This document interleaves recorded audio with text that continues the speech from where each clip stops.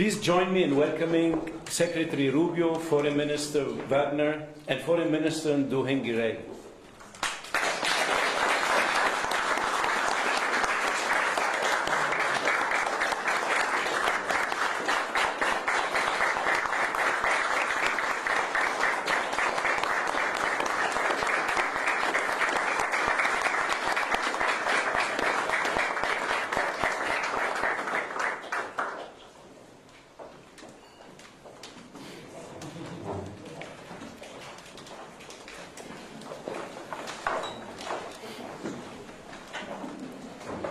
Secretary Rubio, Foreign Minister Wagner, Foreign Minister Drcongo, Minister of State Al-Khulaifi, African Union Chairperson Yusuf, Foreign Minister Dusay, ambassadors, members of Congress, distinguished guests, members of the media, ladies and gentlemen. Thank you for joining for the historic signing of a comprehensive peace agreement between the Democratic Republic of the Congo and the Republic of Rwanda. In a moment, Secretary Rubio and the foreign ministers of the DRC and Rwanda will sign an agreement that builds on the Declaration of Principles signed here on April 25th. With their signatures, the peace agreement will enter into force, bringing an end to a 30-year conflict and setting both countries and their people on a path towards peace and prosperity. This would not be possible without the leadership and vision of President Trump. He has made peace a priority of his administration, and we have taken up his call to find a peaceful resolution to this conflict. I would like to recognize the tireless work that both foreign ministers and their teams put into reaching this agreement.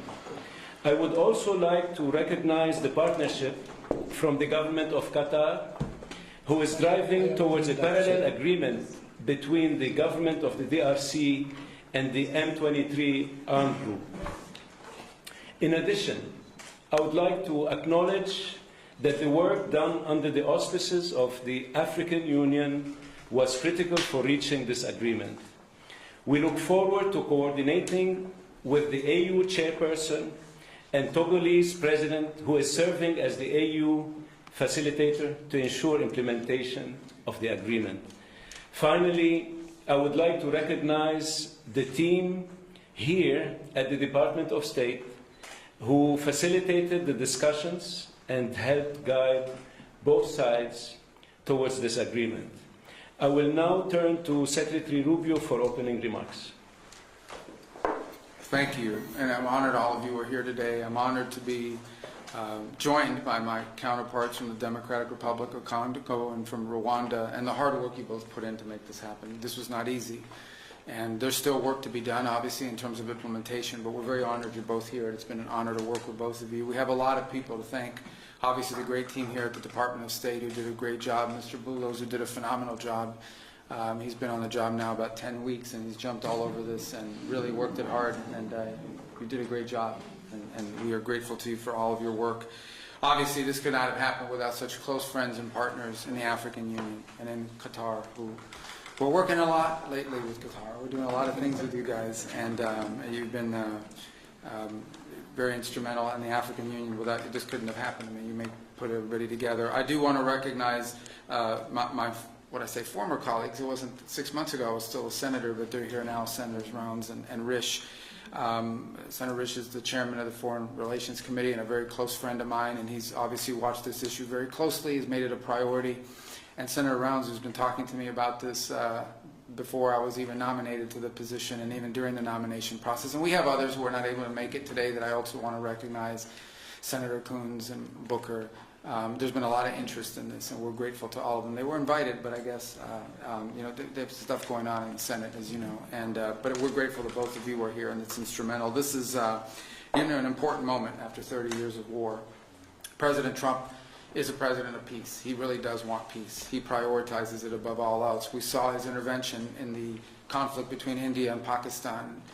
We saw his intervention most recently as a few days ago in a very dangerous war, right? A very dangerous war that could have really spiraled out of control, and his intervention made that possible. And there are other places that we want to see this, but we're very excited about this, and we can't wait to have the heads of state, the presidents of the respective countries here in Washington in a few weeks to finalize the complete protocol and agreement. But today is an important step in that direction, and we're grateful to be able to host it here at the Department of State.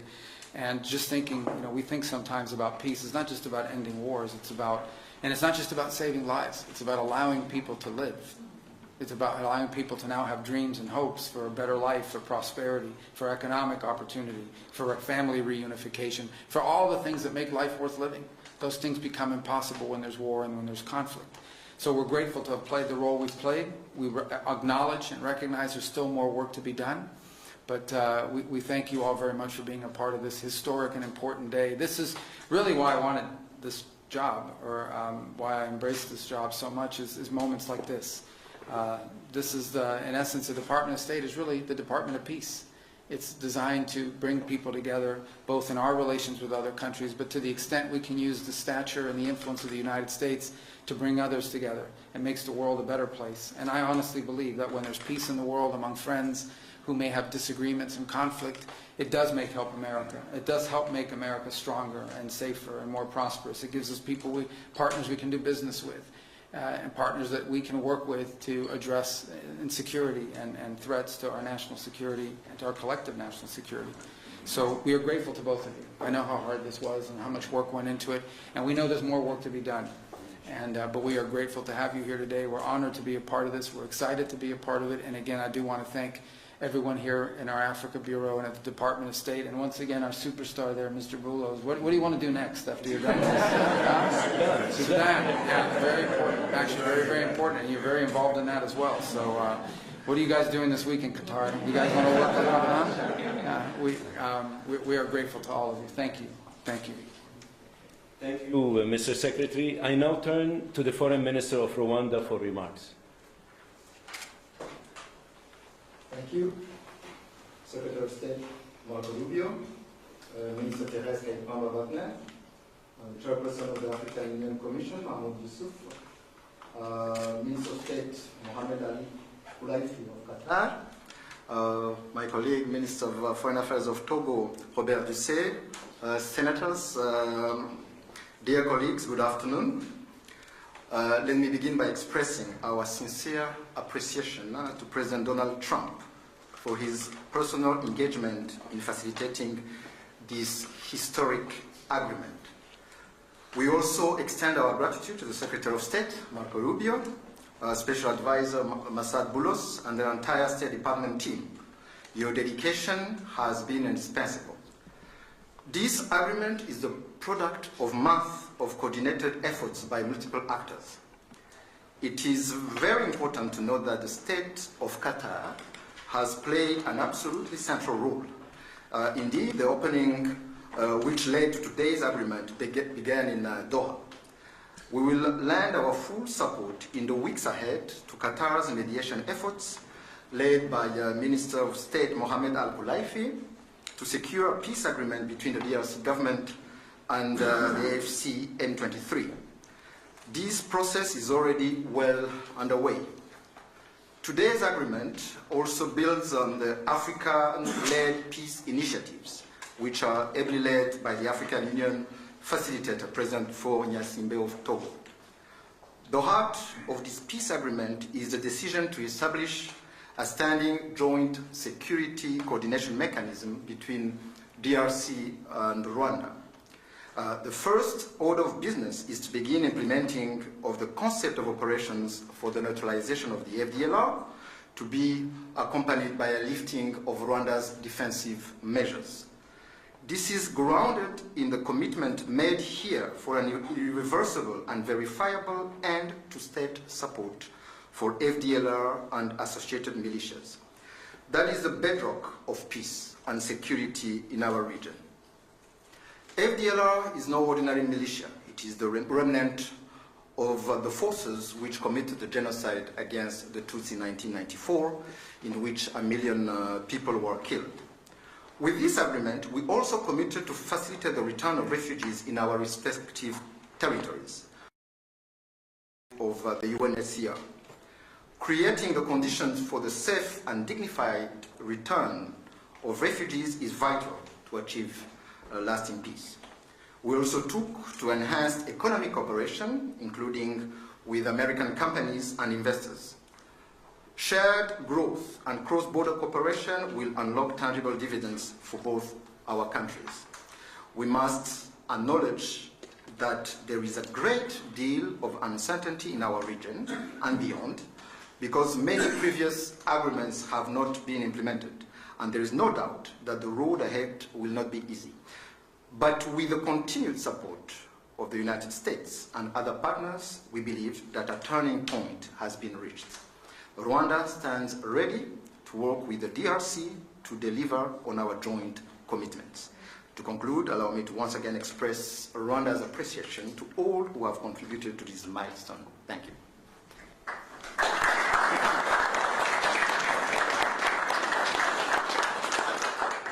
Thank you, Mr. Minister. I now turn to the Foreign Minister of the Democratic Republic of the Congo. Mr. Secretary of State, the Honorable Senator Marco Rubio, Dr. Massabulos, Senior Advisor for African Affairs, His Excellency Mr. Mahmoud Ali Yusuf, Chairperson of the African Union Commission, His Excellency Mr. Olivier Nduhungirehe, Minister of Foreign Affairs of the Republic of Rwanda, His Excellency Dr. Mohamed bin Abdulaziz Kolaifi, Minister of State at the Ministry of Foreign Affairs of the State of Qatar, His Excellency Mr. Robert Dussé, Minister of Foreign Affairs of the Republic of Togo, Senators, Excellencies, distinguished guests, and to all Congolese citizens following this movement, wherever you may be. 2 months ago in this very room, we signed a Declaration of Principles, a first tangible step to break with deadlock and chart a path towards peace. Today, that choice takes shape and sustained efforts have come to fruition. With this peace agreement, we open a new chapter, one that calls not only for commitment, but for the courage to see it through. By signing this sovereignty of states, those who have suffered the most are watching. They are expecting this agreement to be respected, and we cannot fail them. This agreement builds on the efforts of many. First and foremost, we want to express our sincere gratitude to His Excellency President Donald J. Trump for his commitment to this peace process. His leadership kept this process focused and goal-oriented, and that from day one. This was further characterized by the quality and resolve of the entire U.S. team, illustrated by the critical support of Senator Rubio and Dr. Boulos. We salute His Excellency, President Félix Antoine Tshisekedi Chilombo, for choosing the harder path, a peace rooted in principle and in the dignity of our people. We thank President João Lourenço of Angola, facilitator of the Rwanda process, for laying critical foundations. We are also grateful to the State of Qatar and to His Highness the Emir, whose leadership was instrumental in convening the first direct meeting between our two heads of states in March, a courageous step that laid the groundwork for dialogue. Qatar has since facilitated further talks in Doha and remained a principled and steady partner throughout this peace effort. The African Union, through its chairperson and the appointed facilitator, His Excellency Faure Gnassingbé of Togo, have anchored this process in African ownership. Finally, we thank the negotiating team of both the DRC and Rwanda for their perseverance and devotion. This moment has been long in coming. It will not erase the pain, but it can begin to restore what conflict has robbed many women, men, and children of: safety, dignity, and a sense of future. For the Great Lakes region, it offers a rare chance to turn the page, not just with words, but with real change on the ground. Some wounds will heal, but they will never fully disappear. They may grow over, but the skin will forever remain thin and frail, and deep down, the flesh will still remember. At times we will feel numb, and at others we will feel a sudden pang that will remind us of what was lost forever. The scars we carry on our bodies and in our souls will remind us of what must never be forgotten, repeated, or accepted. A few days ago in Kinshasa, a coalition of women's organizations shared a clear message with me. Nous ne voulons pas d'une paix d'élite. Nous voulons une paix réelle, vécue, partagée et construite avec nous. We do not want a peace shaped by elites. We want a peace that is real, lived, shared, and built with us. To our fellow citizens in the East, this agreement was signed with you in mind. It provides for the disengagement of armed forces, the protection of civilians, the return of displaced persons and of refugees under government authority, and establishes a follow-up mechanism to ensure compliance. These are not just words on paper. They must now be translated into action with justice, accountability, and political will. This peace agreement is the starting point, not the end goal. It must now be followed by disengagement, justice, and the return of displaced families, and the return of refugees, both to the DRC and Rwanda. However, no text, however carefully negotiated, can carry on its own the weight of peace. I still remember, on the day we signed the Declaration of Principles, a member of the US team said, "If it were easy, it would have been done a long time ago." That holds true now more than ever. What we have signed is only as strong as our will to implement it. We, the DRC, will certainly and resolutely fight for this agreement to be respected, not with our words, but with our deeds. Today, we have chosen peace. What matters now is that we protect it and prove to our people and to the world that even in a region marked by deep scars, dignity and cooperation can prevail. So now, our work truly begins. Thank you.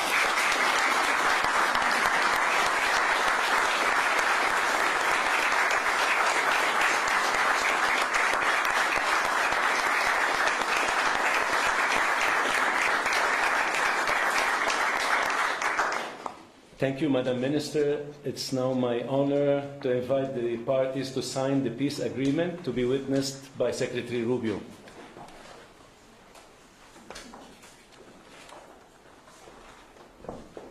The agreement being signed includes provisions on the respect for territorial integrity and the prohibition of hostilities, the disengagement, disarmament, and conditional integration of non-state armed groups, the establishment of a joint security coordination mechanism, the facilitation of the return of refugees and internally displaced persons, as well as humanitarian access, the reaffirmation of MONUSCO's mandate, and the establishment of a regional economic integration framework.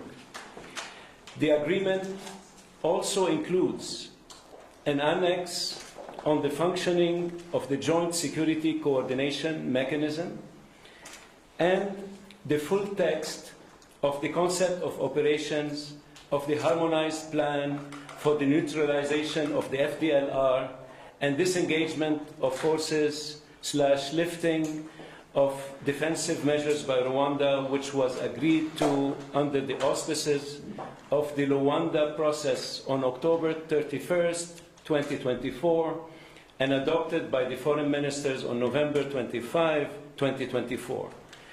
With the parties' signatures today, the agreement immediately enters into force. Thank you very much. Congratulations.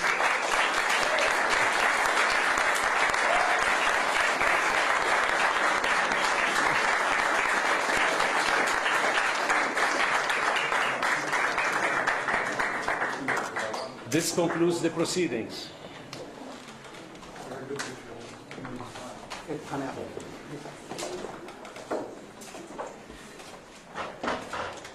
Kindly stay seated while the parties depart. Can we get a picture with the two? Yes, please.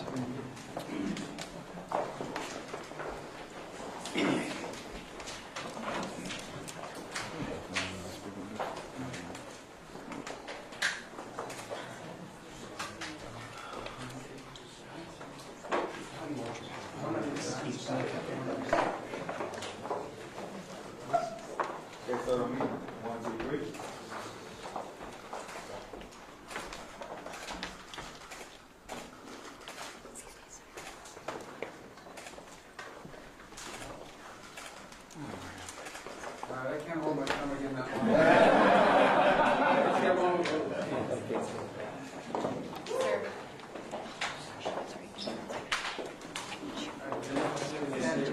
down or you're blocking the camera.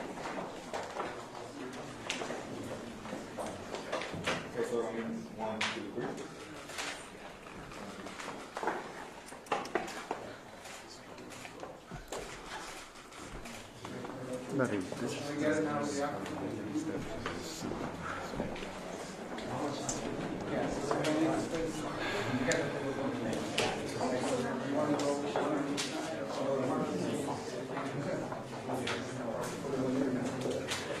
I think we're fine with it all.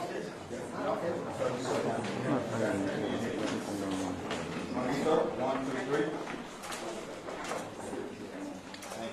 Can you get down? Thank you.